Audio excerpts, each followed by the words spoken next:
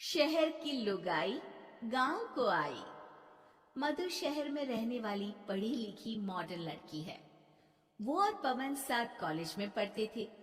धीरे धीरे उन दोनों में प्यार हो गया। पर पवन गांव में रहने वाला एक साधारण सा लड़का है।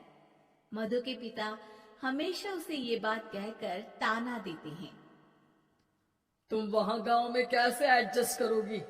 शादी करके तुम गांव तो चली जाओगी, पर अपनी सारी मॉडर्न सोच और चीजें यहाँ शहर में ही रख कर जाना। ये सुनकर मधु को बहुत गुस्सा आता है। तो क्या हुआ अगर वो लोग गांव के हैं?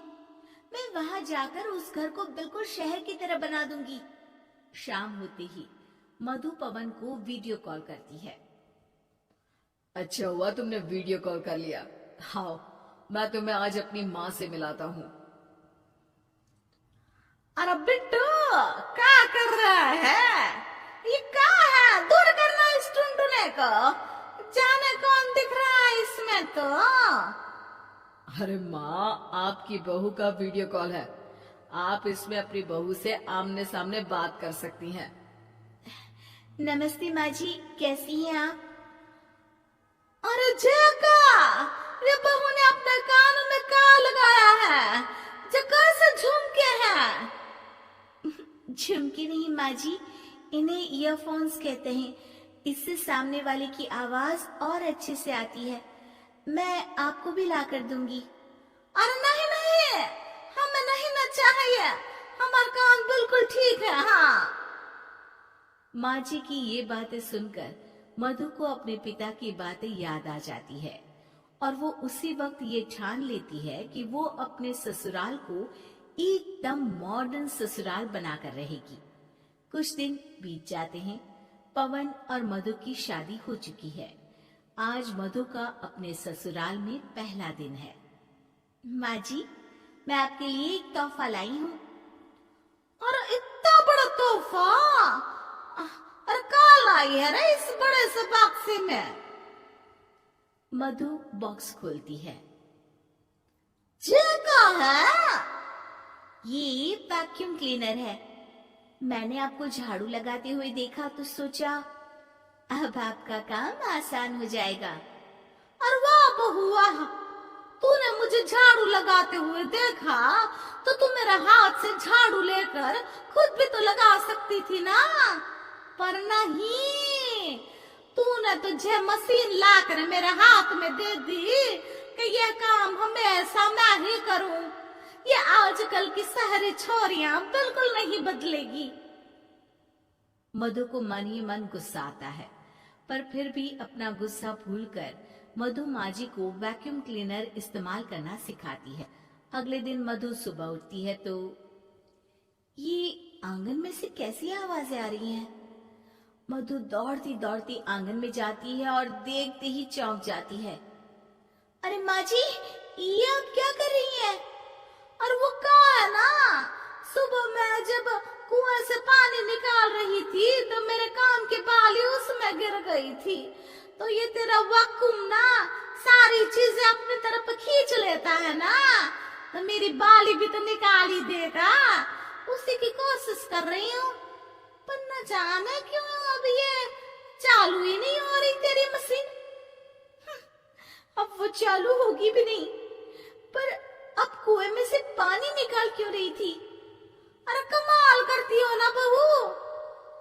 पीने के लिए पानी क्या तेरे मायके से लाऊं मैं? अरे कुएं से ही तो निकालना पड़ता है। हाँ, पीने के लिए पानी, और वो भी कुएं से। मधु दिमाग लगाती है और थोड़ी ही देर में घर में वाटर प्यूरिफायर लगवा देती है। ये देखिए माँ जी, इसमें बस एक बार पानी भर देंगे तो नल में पानी साफ होकर बाहर आएगा। अरे वाह रे बहू, ये तो बहुत ही बढ़िया चीज है। रात हो जाती है।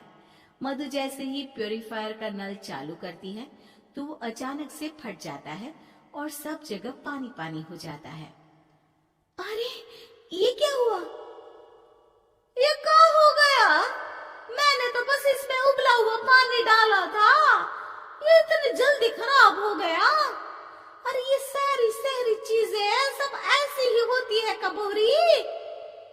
क्या आपने इसमें उबला पानी डाला था? हाँ तो फिर पानी तो तभी साफ होगा ना जब उसे उबालेंगे। ये मशीन का कोई जिन है जो हमने जो बोला वो कर देगी है? मधु को बहुत गुस्सा आता है। इस तरह तो मेरा अपने ससुराल को मॉडर्न बनाने का सपना अधूरा ही रह जाएगा। नहीं, मैं इस तरह से हार नहीं मान सकती।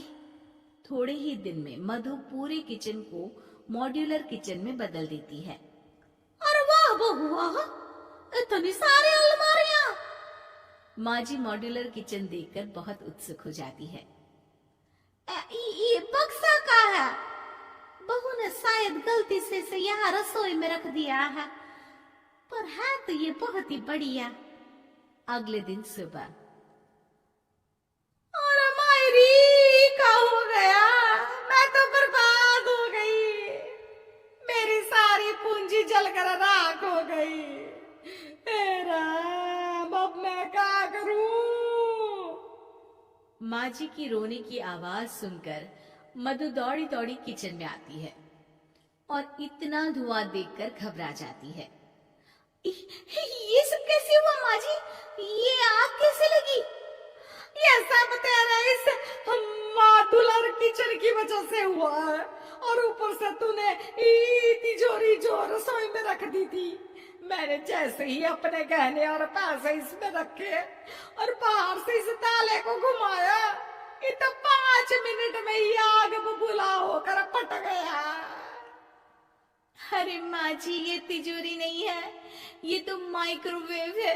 इसमें गहने नहीं रखते, खाना गर्म करने के लिए होता है ये। और ये जो आपने घुमाया ना, ये ताला नहीं है, आपने इसके टेम्परेचर को फुल कर दिया, इसलिए ये फट गया। माँ जी और जोर जोर से रोने लगती है।